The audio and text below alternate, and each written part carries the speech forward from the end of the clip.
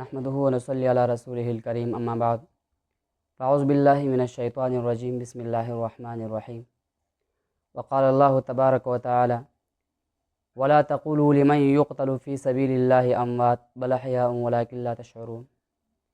اللہ تبارک و تعالی شہداء کے متعلق قرآن مقدس میں ارشاد فرماتے ہیں ولا تقولوا لمن يقتل في سبیل اللہ اموات، اور مت کہو مردہ ان لوگوں کو جو اللہ کے راستے میں قتل کر دیے گئے، بل احیاء بلکہ وہ زندہ ہیں، ولکن لا تشعرون لیکن تمہیں اس کی خبر نہیں۔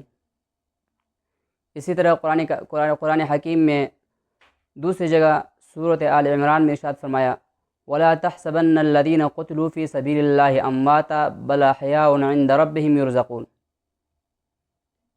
کہ مت خیال کرو ان لوگوں کو جو اللہ کے راستے میں قتل کر دیے گئے ہیں اور مردوں کی طرح مردہ، بلکہ وہ اپنے رب کے ہاں زندہ ہے، ان کو رزق دیا جاتا ہے۔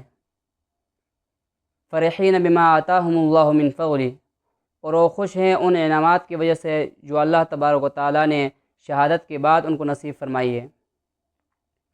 اب وہ انعامات کیا ہیں؟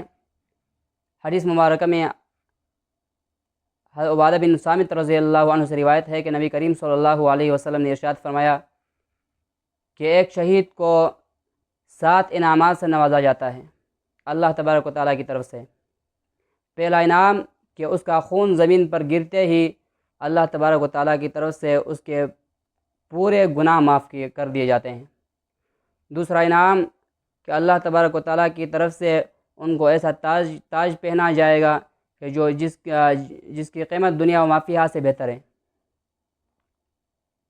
اور تیسرا انعام کہ اللہ تبارک و تعالیٰ اس کو قبر کے عذاب سے محفوظ فرمائیں گے۔ چوتھا انعام کہ اللہ تبارک و تعالیٰ 72 حوروں سے اس کا نکاح فرمائیں گے۔ اور پانچواں انعام کہ اللہ تبارک و تعالیٰ کی طرف سے قیامت کا دن وہ اپنے گھر والوں میں سے 70 لوگوں کی سفارش کرے گا۔ اور چھٹا انعام کہ اس کو ایمان کے نور سے نوازا جائے گا۔ اور 7واں انعام کہ جنت میں اس کا مقام اس کو دکھایا جائے گا۔ تو جب مذکورہ بالا تمام انعامات سے ایک شہید کو نوازا جاتا ہے اور وہ ان انعامات میں لطف اندوز ہوتے ہیں، تو پھر شہداء کا ماتم کرنا، ان پر نوحہ پڑھنا، تیجا 10واں 20واں 40واں کرنا کتنی بڑی حماقت کی بات ہے۔ اللہ تبارک و تعالیٰ دین اسلام کے تمام